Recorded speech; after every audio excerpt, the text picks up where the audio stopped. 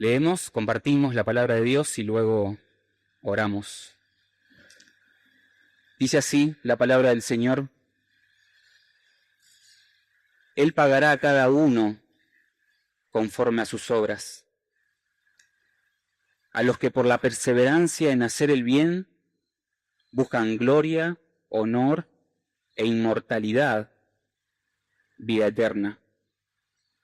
Pero a los que son ambiciosos y no obedecen a la verdad, sino que obedecen a la injusticia, ira e indignación. Habrá tribulación y angustia para toda alma humana que hace lo malo, del judío primeramente y también del griego. Pero gloria y honor y paz para todo el que hace lo bueno, al judío primeramente y también al griego. Porque en Dios no hay acepción de personas, pues todos los que han pecado sin la ley también perecerán, y todos los que han pecado bajo la ley, por la ley serán juzgados.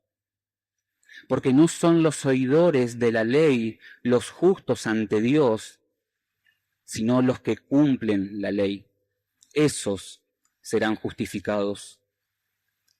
Porque cuando los gentiles que no tienen la ley cumplen por instinto los dictados de la ley, ellos, no teniendo la ley, son una ley para sí mismos, porque muestran la obra de la ley escrita en sus corazones, su conciencia dando testimonio y sus pensamientos acusándolos unas veces y otras defendiéndolos. El día en que, según mi evangelio, Dios juzgará los secretos de los hombres mediante Cristo Jesús. Vamos a orar. Señor nuestro Dios, te damos gracias por permitirnos un día más abrir tu palabra y meditar en ella. Señor, te ruego en esta tarde que abras nuestros oídos, que allanes el camino hacia nuestro corazón, de tal manera que la vida que habita en tu palabra llegue con poder a nosotros. Señor, bendícenos en esta tarde. En el nombre de Jesús. Amén. El argumento que les traigo hoy es que nuestras obras jamás nos justificarán delante de Dios. Nuestras obras jamás nos justificarán delante de Dios. Por eso titulé este sermón Las obras bajo juicio. ¿Quién no escuchó alguna vez decir a sus padres: si te portás bien, te voy a dar un premio? Creo que cada uno de nosotros ha podido experimentar esa experiencia. Y así crecimos con ese concepto de que si hacemos las cosas bien, obtendremos una recompensa. Ahora, nuestros padres sabían que en algún momento volverían a decirlo, ya que esa perseverancia en la buena conducta era algo que no íbamos a poder sostener por mucho tiempo. En referencia a lo espiritual, y quiero que piensen por un segundo esto, también hemos arrastrado ese concepto. Por naturaleza, nos creemos merecedores de aprobación y de aceptación cuando realizamos las cosas bien a nuestro entender. Es algo que espera nuestra mente, es algo que espera nuestro corazón. Lo vivimos así en nuestras relaciones humanas. Lo vivimos así en cuanto a Dios. Ahora, en el día del juicio final, cuando Dios juzgue por las obras a todo hombre, ¿qué veredicto resultará de todo lo que hemos hecho? ¿Quién podrá mantenerse en pie cuando nuestras obras sean expuestas ante las demandas de la santidad de Dios revelada en su ley y a través de todo lo creado? Primeramente, el judío, pero también el gentil, en la audiencia de Pablo en esta carta, necesitaba luz en cuanto a esto, para luego ser bienvenido al Evangelio de la justificación por la fe.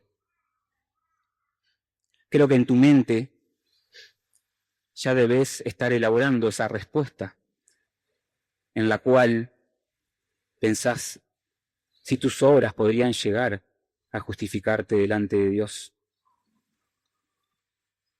El judío, por tener a ese padre que le llamaba Dios, diciéndole todo lo que debía hacer para obtener una cierta recompensa por medio de la ley, creía que con solo eso bastaba para evadir el justo juicio de Dios por las obras.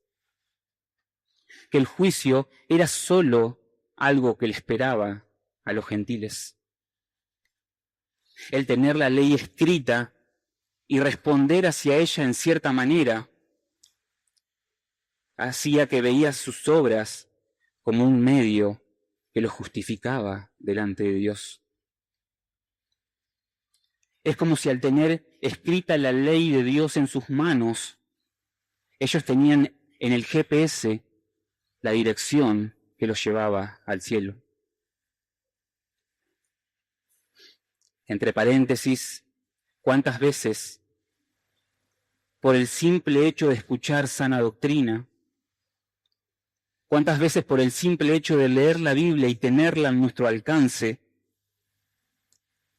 de responder en cierta forma a ella, nos hace creer lo mismo? Pero el judío aún iba mucho más allá.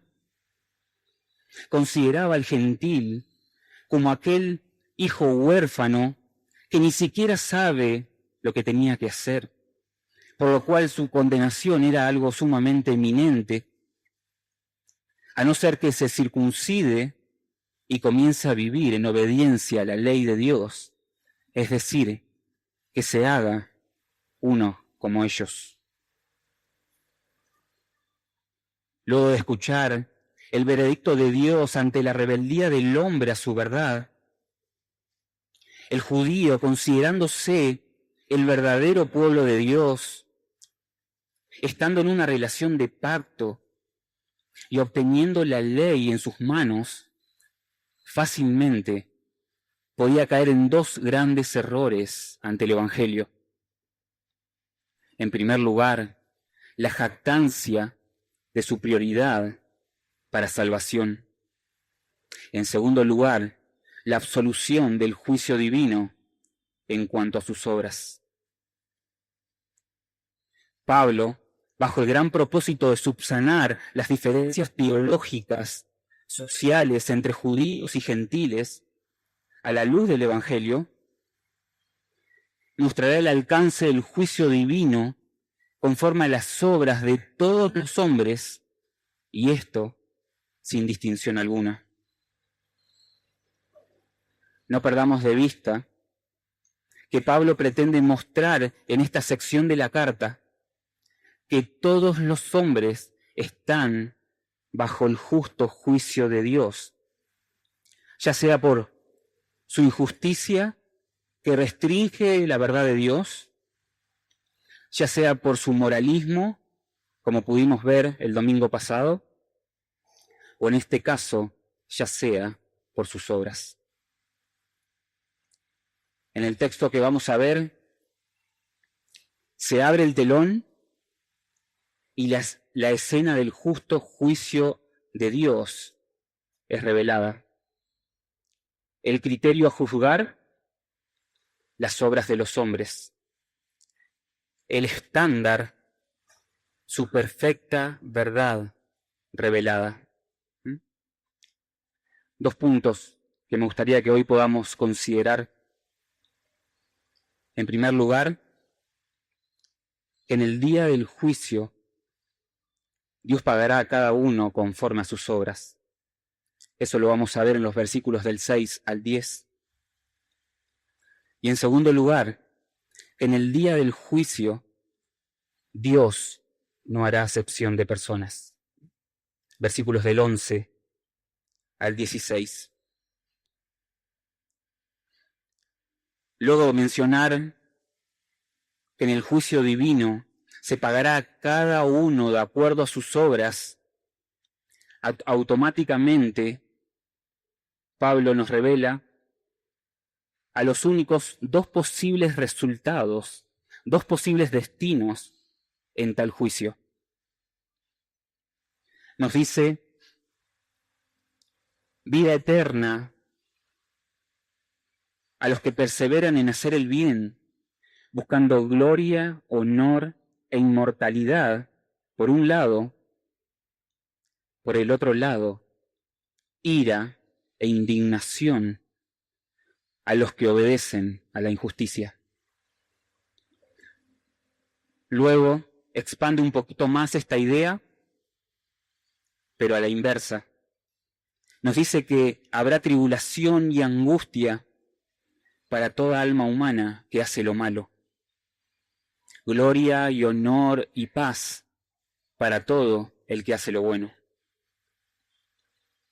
Se nos plantean dos únicos posibles resultados para todo hombre ante el juicio divino por las obras. Si tu vida se caracterizó por una perseverancia en hacer el bien, por ser un ejemplo de una vida piadosa, buscando gloria, buscando honra, honor e inmortalidad, obtendrás la vida eterna. El otro resultado es ira y enojo para todo el que se caracterizó por no ser obediente a la verdad, sino a la injusticia, es decir, por hacer lo malo. Estos son los dos veredictos de la ley por las obras. Dos caras opuestas de la misma moneda. Ese es el estándar de la santa ley de Dios, dice Pablo. Coloca a todos los hombres en uno de estos dos caminos. En otras palabras, es como si Pablo nos mostrara la sala donde se realizará el justo juicio de Dios y únicamente dos puertas para salir. Una con un cartel que dice vida eterna, la cual podrán únicamente abrir aquellos que hayan vivido haciendo lo bueno. La otra puerta dirá condenación eterna y la abrirán aquellos que hicieron lo malo. Lo interesante es que Pablo utiliza en los versículos 9 y 10 la misma expresión que utilizó en el capítulo 1 para hablar con respecto a la salvación. Dice al judío primeramente y también al griego. En ambas posibilidades. Eso marca un pensamiento que tiene Pablo de mostrar que así como el judío tenía prominencia con respecto a la salvación, de igual manera la tenía con respecto al juicio por obras. Lejos de ser absuelto, será quien tendrá su primer lugar, será quien ocupará las primeras sillas en el juicio divino por obras. Ellos se consideraban con prioridad para salvación, pero últimos en el juicio divino. Pablo, por medio de la descripción de estos versículos, no hace más que mostrar el estándar que se seguirá en dicho juicio. Las obras como principio por el cual Dios va a juzgar. Esto nos permite entender que aún dentro del contexto de la gracia de Dios mediante Jesucristo, Pablo no niega la validez de este principio de juicio por obras.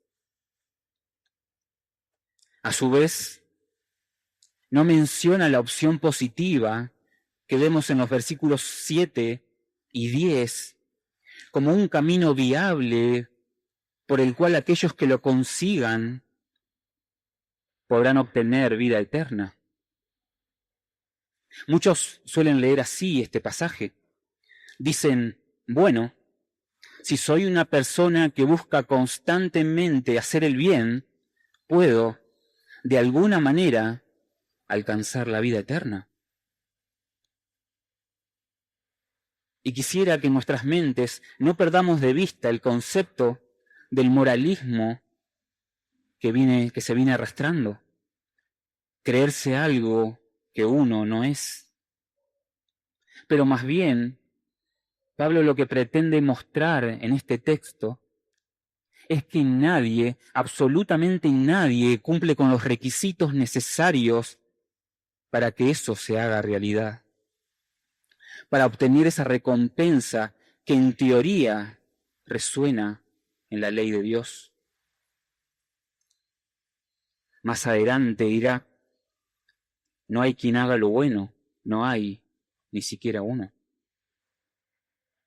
No nos olvidemos que lo que Pablo está haciendo es poner a todos los hombres bajo el juicio de Dios. Estaba preparando a su audiencia para el Evangelio, pero comienza mostrando cómo ante Dios todos los hombres estamos bajo su juicio, y mucho más al considerar nuestras obras. Tiene el propósito de mostrar que sin Cristo estamos condenados, porque las demandas de la santidad de Dios nos condenan. Aunque más adelante demostrará que los cristianos en Cristo cumplen esas condiciones, pero hasta ahora, según el contenido de la carta, no es así, por lo cual pretende encerrar a todos bajo el juicio divino.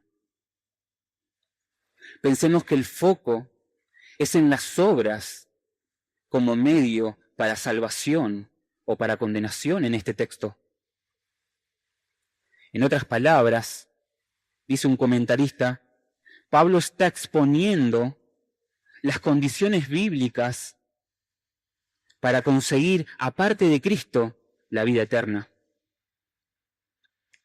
Es como si Pablo irónicamente dijera, si la jactancia está en la ley, está en que ustedes pueden cumplir las demandas de la santidad de Dios, deben cumplirla a la perfección. ¿Y quién podrá levantar la mano cuando eso sea evaluado? Pablo solo muestra evidenciar los principios según Dios tratará en el día del juicio final.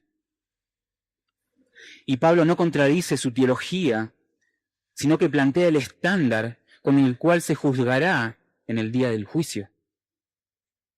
¿Quién podrá responder sinceramente a dicha demanda? Eso es la idea que Pablo pretende exponer. La ley de las obras dice que para obtener vida eterna se debe vivir haciendo el bien. De lo contrario, se heredará condenación. No es más que eso lo que se plasma en este texto. Ahora, como mencioné al principio, el judío, aún así, por tener la ley escrita en sus manos y ser parte del pueblo del pacto, consideraba que en su relación con Dios, tan solo con eso, ya le había encontrado la solución al tema del pecado. Bastaba simplemente con observar la ley de Dios y cumplirla, o mejor dicho, intentar cumplirla.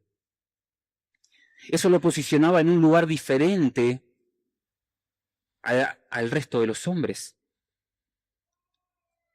lo cual nos conduce a nuestro segundo punto, donde Pablo va a mostrar que en Dios no hay acepción de personas.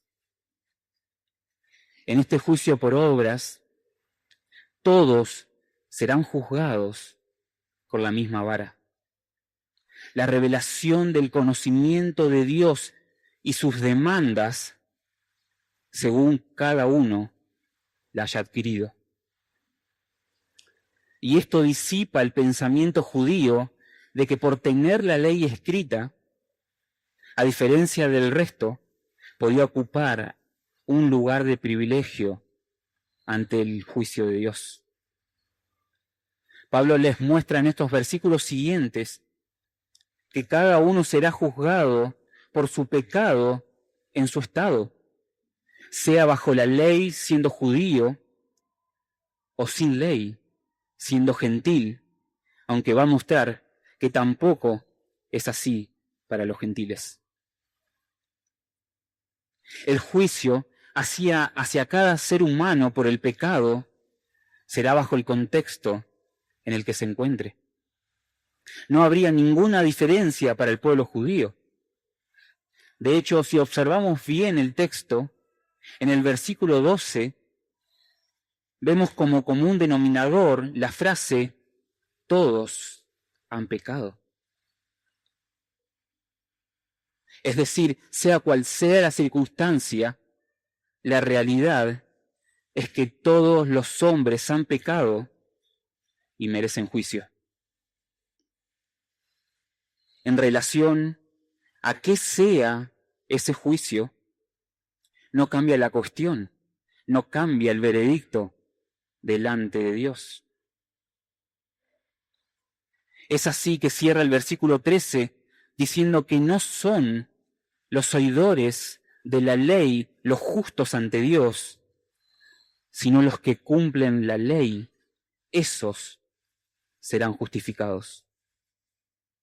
En otras palabras, no trae ningún beneficio tener la ley de Dios para escucharla.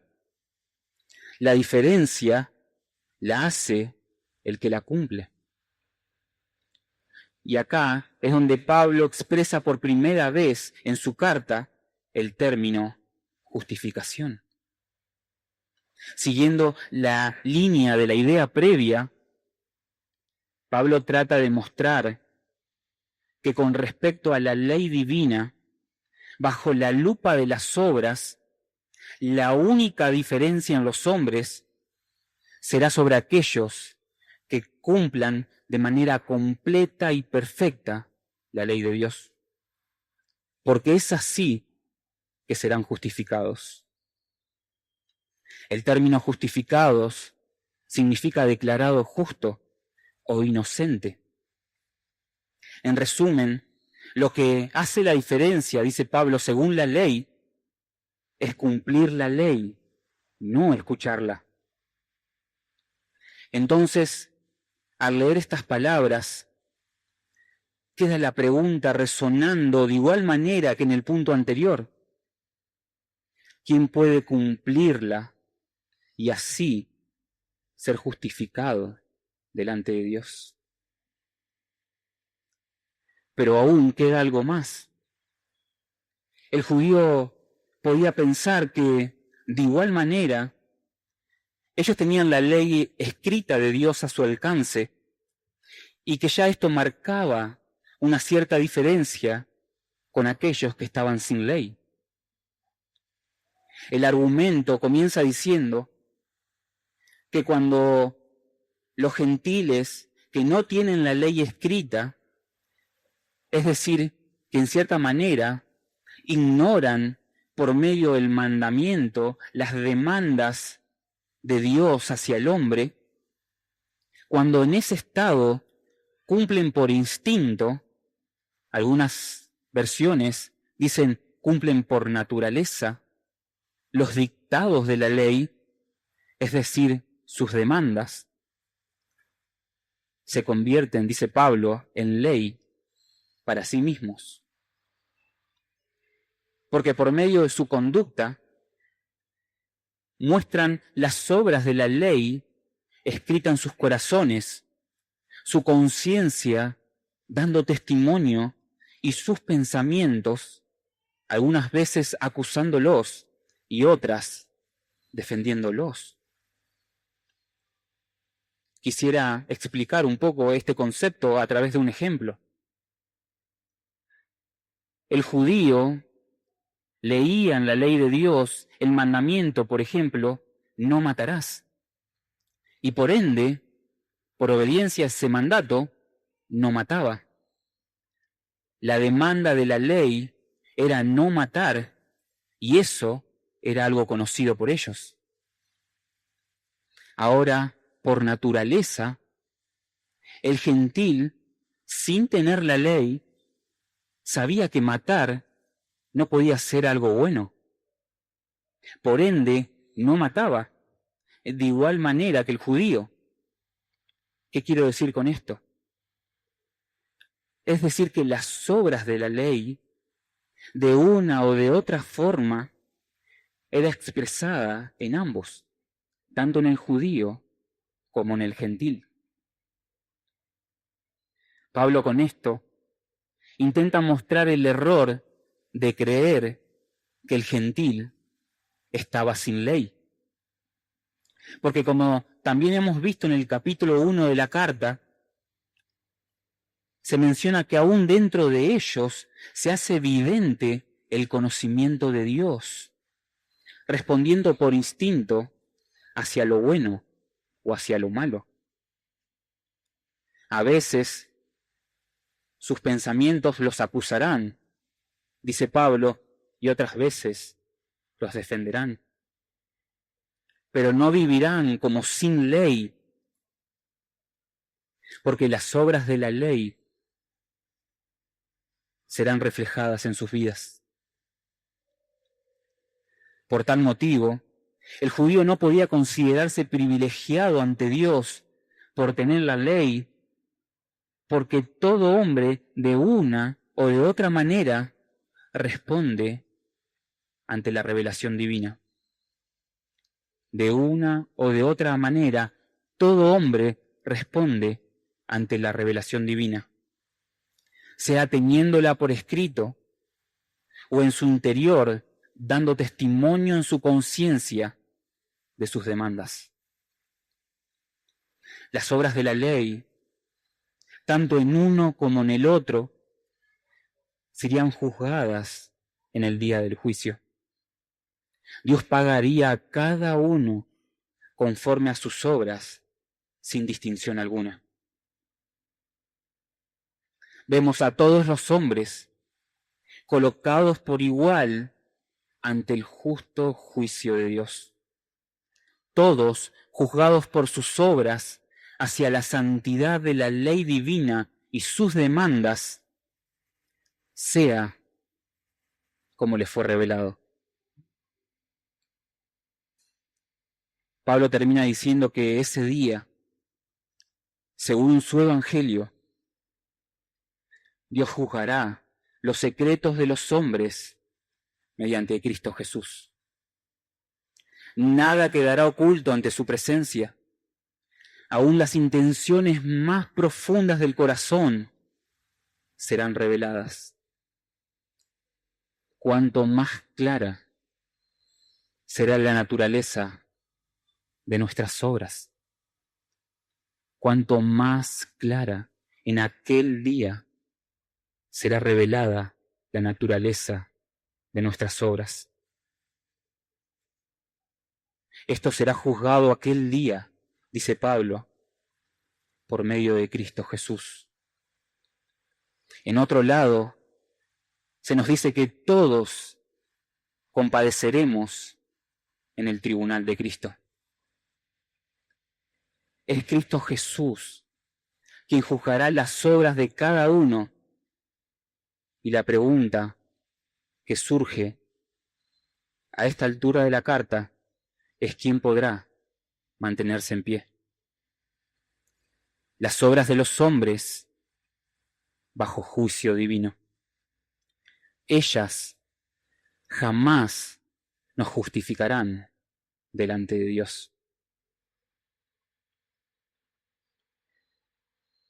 ¿Y cómo podemos aplicar esto a nuestras vidas? Meditaba y pensaba, y en primer lugar quisiera que tan solo por un segundo puedas traer a tu mente el pensamiento de la profundidad de las demandas de la ley de Dios para alcanzar vida eterna. Y que puedas responder con sinceridad si tus obras podrían alcanzarlo. Si tu mejor esfuerzo, si en tus mejores capacidades podrías alcanzarlo. Pablo mencionó, aquel que persevere en el bien, aquel que persevere en buscar gloria, honor e inmortalidad, tendrá como resultado la vida eterna. Quisiera tan solo que por un segundo pienses en esta demanda y respondas dentro tuyo si tus obras, en tu mejor esfuerzo, lo pueden alcanzar.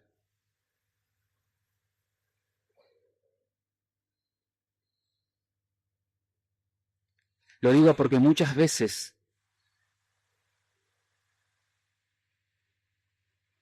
nos encontramos viviendo de esta manera, confiando en nuestras obras, creyendo que porque hacemos tal o cual cosa, la vida eterna nos espera. Aún habiendo creído a la fe, levantamos el baluarte de las obras en alto. Ellas muchas veces nos dan cierta seguridad en nuestras conciencias. Nos jactamos muchas veces por tener al alcance la palabra de Dios y de encontrarnos caminando en ella, buscando cumplir con sus demandas. Y en esa búsqueda, nuestro comportamiento comienza a hacernos sentir un cierto privilegio delante de Dios. Hermanos, sutilmente, el judío se alejaba del Evangelio, ignorando la incapacidad de sus obras para salvación. Sutilmente, ¿cuántas veces podemos caer en el mismo error? No podemos confiar en nuestras obras, porque delante de Dios tan solo son como un trapo de inmundicia. Nadie, absolutamente nadie será justificado delante de Él por las obras. Tenés que sellar en tu mente esta verdad en este momento. Nadie, absolutamente nadie se justificará delante de Dios por sus obras. Por otro lado, tampoco podemos dejar de entender, como cristianos, la importancia que tendrán las obras en el día del justo juicio de Dios. La fe es una garantía de nuestra justificación, pero sin embargo, no invalida el principio de que nuestras obras serán juzgadas. No ignoremos la importancia de las obras como una evidencia de la nueva vida en Cristo, si sos un nacido de nuevo. Dice Pablo en 1 Corintios capítulo 3, que cada uno mire cómo edifica, porque la obra de cada uno se hará evidente, porque el fuego probará la calidad de ellas, y según sea hecho, permanecerán o sufrirán pérdida. Cuanto más evidente será esto en el tribunal de Cristo, donde los secretos más íntimos del corazón serán desnudos delante de Él. Hermanos, nuestras obras no nos salvarán, pero si nacimos de nuevo, serán una fiel evidencia de esa realidad. En ese aspecto, las obras cobran sentido en la vida del creyente. Y lo menciono porque también sería un error irnos al extremo de entender que nuestras obras no nos justifican delante de Dios ni nos justificarán, y de esa manera vivir como se nos plazca, y de esa manera ser insensibles a las demandas de la santidad de Dios. Y eso no haría más que llevarnos al mismo error. Entonces la pregunta es: ¿cómo estás viviendo? ¿Cuánto estás confiando en tus obras más que en tu fe? ¿Cuán consciente sos cada día, desde el momento en que abrís tus ojos y te levantás de la cama, que tus obras nunca tuvieron la capacidad, nunca tendrán la capacidad de salvarte? A su vez, si estás en Cristo, ¿cuánto reflejan tus obras esa verdad? Entender la incapacidad de nuestras obras para ser justificados delante de Dios es el paso previo para abrazar sinceramente el Evangelio. Por eso Pablo lo menciona en el comienzo de esta carta. Pone al hombre bajo el juicio de Dios por su pecado. ¿Y sabes qué? De igual manera, nosotros nacimos en esa condición. Solo un solo hombre sobre la tierra pudo cumplir perfectamente las demandas de la ley, y ese hombre fue Jesús. El medio de salvación predestinado por Dios para miserables pecadores desde la eternidad únicamente fue por medio de la fe en su Hijo Jesucristo. Él sí cumplió a la perfección su santa ley siendo hombre y nos representó en la cruz, cargando nuestros pecados, el justo por los injustos, para llevarnos a Dios.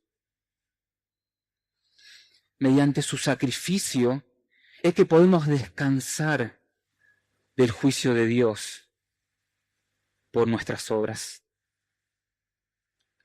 Solo por la fe alcanzamos paz para con Dios.